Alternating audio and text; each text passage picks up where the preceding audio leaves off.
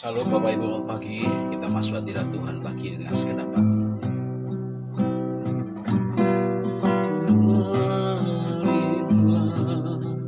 kuasa Roh Kudus, mengalirlah di tempat ini, mengalirlah oh Roh Kudus, pulihkanku. Haleluya, karena wata syabat. Kiara wah syakarana. Yesus, Yesus, Yesus, mengalirlah kuasa Roh Kudus, mengalirlah di tempat ini, mengalirlah oh Roh Kudus, pulihkanku. Haleluya, haleluya. Selamat pagi Bapak Ibu. Lagu ini lagu favorit saya ketika kita ada doa pengurapan. Roh Kudus mengalir dengan deras sehingga semua orang dilawan, dipulihkan Tuhan. 20 hari kita berbeda kali ini. Biasanya kita di gereja kumpul bersama-sama ada pengurapan dengan minyak, sehingga kita mengalami hadirat Tuhan yang begitu nyata. Tapi kali ini berbeda. Kenapa kita di rumah? Karena ada corona. Tapi doa saya gak kiraan pengharapan, tetap fokus kepada Allah. Roh yang sama malah Bapak Ibu di rumah bakal lebih dasar lagi asal roh fokus mencari Tuhan. Saudara, pagi ini di hari pertama 20 hari kita menjelang Pentakosta. Mari kita buka Alkitab sama-sama ya. Ada 2 ayat nanti kita baca. Yang pertama kita baca dulu kitab 2 Korintus pasal yang 11 ayat yang kedua. Mari kita buka Alkitab sama-sama di kitab 2 Korintus pasal yang 11 ayat yang kedua. Demikian firman Tuhan saya bacakan buat tiap kita hari ini. Sekali lagi saya tunggu untuk kita menemukannya. 2 Korintus pasal 11 ayat kedua. Demikian firman Tuhan. Sebab aku cemburu kepada kamu dengan cemburu ilahi, karena aku telah mempertunangkan kamu kepada satu laki-laki untuk membawa kamu sebagai perawan suci kepada Kristus. Sudah pernahkah di antara kita hadir dalam acara pertunangan? Saya rasa kita sering dan pernah atau dekat dengan budaya kita. Orang menikah ada acara dulu namanya pertunangan. Nah, apa yang Anda perhatikan ketika Anda hadir dalam sebuah acara pertunangan? Apakah makanannya yang lezat? Apakah tempat yang mewah? Atau yang datang begitu banyak? Saudara, itu tidak salah karena memang tunangan itu mengundang orang untuk menyaksikan. Tapi bagi saya tidak sekedar tamu yang hadir, tidak sekedar makan yang enak, tidak sekedar gedung yang mewah, bukan. Tapi adalah acara tukar cincin, di mana calon mempelai laki-laki memasangkan cincin di jari manis kiri calon mempelai perempuan. Demikian juga sekali calon mempelai perempuan memasangkan cincin di jari manis tangan kiri laki-laki. Dan cincinnya minimal emas. Yang kedua adalah mungkin berlian atau mutiara yang mahal. Karena itu adalah suci dan kemudian adalah sesuatu yang berharga. Saya jarang menemukan tukar cincin pakai tembaga atau kuningan. Karena kenapa? Itu akan bisa berubah. Dengan emas membuktikan bahwa itu cinta mereka sejati tidak pernah berubah. Apalagi berlian atau mutiara, sesuatu yang kekal dan abadi. Setelah kasih tunangan itu tidak akan bisa terjadi kalau pasangan itu enggak saling menerima. Dengan kesadaran mereka menerima satu sama lain, enggak mungkin. Enggak ada saling paksa, enggak ada saling mengancam, tidak ada. Mereka dengan sukarela menerima pasangan mereka berdua. Karena mereka akan meneruskan jenjang berikutnya, yaitu sebuah pernikahan, dan kalau boleh sampai kematian memisahkan mereka. Saya kasihi, aku saudara bahwa hidup kita orang Kristen juga hidup di dunia sebagai tunangan Kristus. Tidak sekedar menikmati berkat, tidak sekedar kita anggota gereja, tidak sekedar kita melayani, tapi kita ini tunangan Kristus. Paulus berkata, aku cemburu dengan cemburu ilahi kepada jemaat Efesus. Kenapa? Karena jemaat ini ditunangkan dengan laki-laki satu yang sejati, yaitu Kristus. Dan laki-laki itu tanggung jawab atas kehidupan jemaat Efesus. Laki-laki itu namanya Kristus. Dan jemaat Efesus adalah mempelai atau calon mempelai perempuan. Sama dengan kita hari ini. Kita juga ditunangkan dengan Kristus. Kapan kira-kira? Saat kita percaya Yesus. Maka hari itu engkau dipertunangkan dengan Kristus. Sampai kapan nanti? Sampai kita ketemu dengan Tuhan. Dalam sangkakala berbunyi di angkasa menyebut kita, itulah pesta kawin anak domba Allah. Kita mempelai perempuannya. Nah, masalahnya pagi ini adalah kalau orang tunangan pakai cincin. Nah, kalau kita orang Kristen ketemu Tuhan, calon mempelai perempuan pakai apa kira-kira? Pakai cincin, pakai salib di dada, atau pakai tato di tangan? Bukan, Bapak Ibu. Pakai Roh Kudus. Mari baca sekali lagi ya, Efesus pasal pertama. Mari saya tunggu kita untuk menemukan Efesus pasal pertama. Mari saya buka atau kita buka sama-sama ya, Efesus pasal yang pertama ayat 13 sampai 14. Ini dasar buat kita. Saya baca sekali lagi ya. Di dalam Dia kamu juga, karena kamu telah mendengar firman kebenaran, yaitu Injil keselamatanmu. Di dalam Dia kamu juga, ketika kamu percaya, dimeteraikan dengan Roh Kudus yang dijanjikannya itu. Dan Roh Kudus itu adalah jaminan bagian kita sampai kita memperoleh seluruhnya, yaitu penebusan yang menjadikan kita milik Allah untuk memuji kemuliaannya. Jadi Roh Kudus itu adalah sebagai pertunangan kita dengan Kristus. Alkitab pakai kata dimeteraikan. Milik sah kita dimeteraikan. Sebenarnya lebih tepat mungkin pakai cincin tadi. Dipertunangkan dengan Kristus. Sekali lagi ada sebuah kesadaran penting buat kita. Kita nggak dipaksa kenal Tuhan. Kita nggak diancam kenal Tuhan. Tidak, kesadaran penting bahwa Yesus adalah juru selamat kita. Kita mengundang Dia masuk di hati kita. Maka hari itu engkau dimeteraikan dengan tunangan kita Kristus, dengan cincin abadi Roh Kudus yang tinggal di hidup kita sampai selama-lamanya. Nah, apakah tunangan itu bisa dibatalkan? Oh, bisa Bapak Ibu, kalau masing-masing tidak sepakat. Atau yang kedua, mungkin pasangan menjual cincin. Apapun kondisinya, cincin dipertahankan harusnya. Itu tanda kepemilikan. Nah, sama dengan kita. Apakah kita bisa membatalkan keselamatan kita? Dari pihak Allah nggak akan membatalkan. Sekali Dia berjanji, Dia covenant selama-lamanya.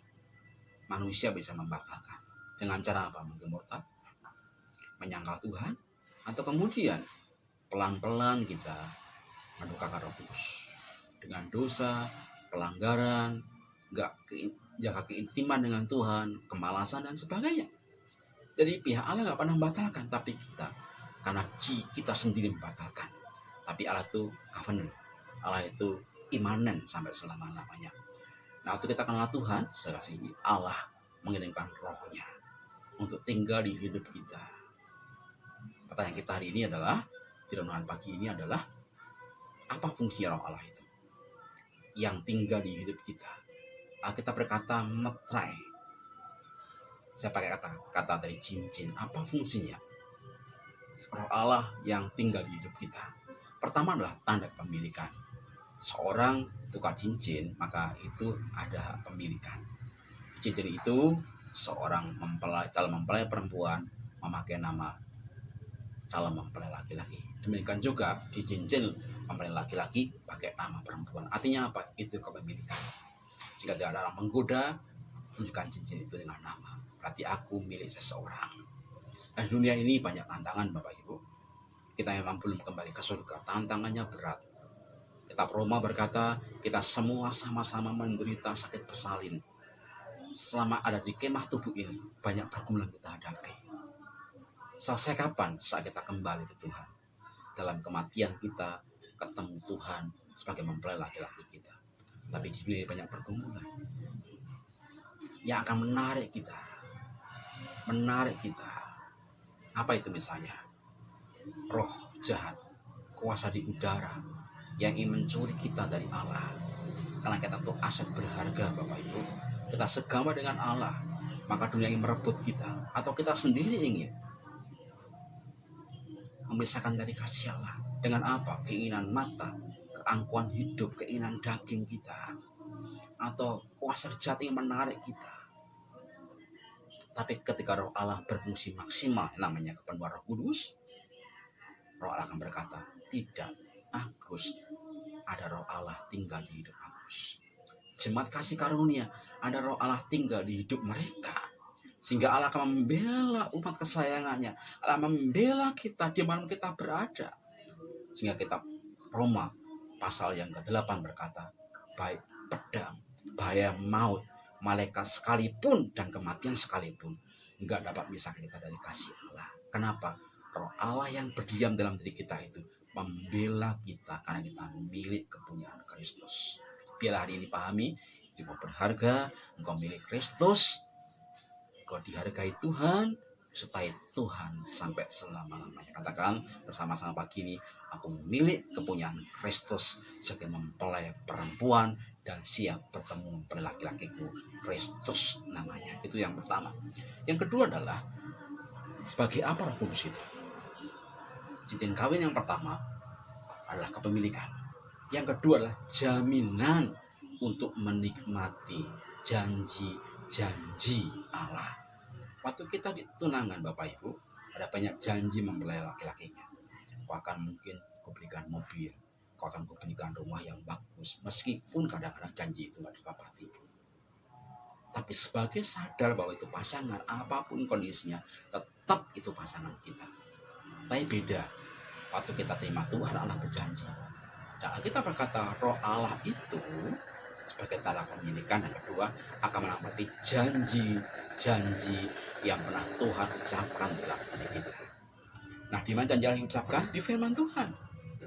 Ada janji kelimpahan, janji penyertaan, janji anugerah tiap hari buat kita. Sebagai orang percaya dengan Tuhan, janji kita terima. Kita dengar lewat firman Tuhan, kita dengar lewat khotbah-khotbah minggu, renungan kita baca. Nah, Roh Kuduslah akan menggenapi setiap perkataan firman bagi hidup kita. Asal kau penuh Roh Kudus berfungsi maksimal. Apa yang kau dengar, yang kau saksikan itu semuanya akan tergenapi bagi hidup kita selama hidup dunia. Nah, hari ini kau sedang khawatir, sedang susah hidupmu, melekatlah kepada Tuhan. Bangun keintiman dengan Tuhan, maka hidupmu tidak sama. Roh Allah bekerja bagi hidupmu, penggenapan firman terjadi. Dan kemudian adalah kita juga nanti akan kembali ke surga. Firman Allah yang kau dengar itu berkata kau kembali ke surga bertemu dengan Tuhan. Roh Kudus menghantar engkau sampai ke surga yang mulia. Asal kau percaya dengan Tuhan segenap hati, dia gak tinggalkan engkau, bahkan sampai kematian pun diantaranya kita ke tempat yang kita tuju, bertemu mempelai Kristus. Kapan nanti bergenapi? Saat sangkakala dibunyikan, kita menyambut Tuhan di awal yang permanen. Itulah pentabisan pernikahan kita yang akbar. Zaman menunjukkan udah akhir, keadaan udah begitu parah. Itu artinya Tuhan akan segera datang menyebut kita. Kiranya hari ini sebagai orang percaya, saya berdoa dengan segenap hati, pahami Tuhan itu akan segera menjemput kita. Hanya orang yang punya Roh Kudus, yang dimeteraikan, kau milik Allah, engkau terima janji-janji yang akan digenapi. Engkau tak pernah khawatir. Ya, pagi ini kiranya doa yang pertama di Pentakosta ini meneguhkan hatimu bahwa engkau berharga, engkau disertai Tuhan, dan pengenapan janji Allah kau terjadi bagi hidup kita. Nah, pagi Tuhan berkati kita. Mari kita masuk di Tuhan sekali lagi dengan segenap hati. Kita sembah Tuhan sekali, katakan, mengalirlah kuasa Roh Kudus. Mengalirlah kuasa Roh Kudus. Mengalirlah di tempat ini.